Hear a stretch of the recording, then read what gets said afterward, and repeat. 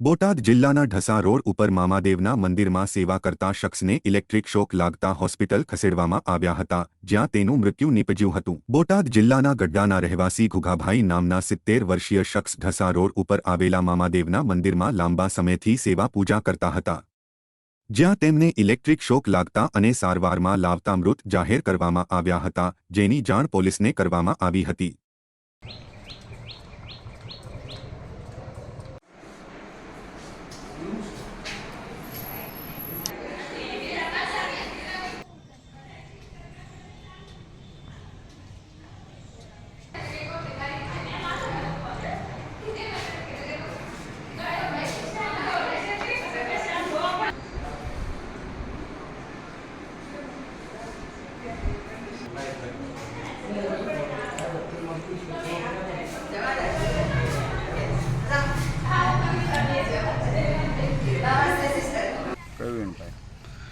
શું ઘટના બની છે?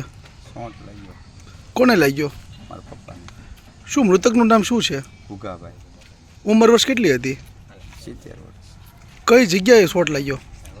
દંડવટ ધારે। તમારું નામ? ભરતભાઈ ચાવડા। ઘટના બનાવવામાં બનેલી હતી કે ઢસા રોડ ઉપર મામાદેવનું મંદિર આવેલું હતું, ત્યાં સેવા પૂજા પાઠ કરતા હતા।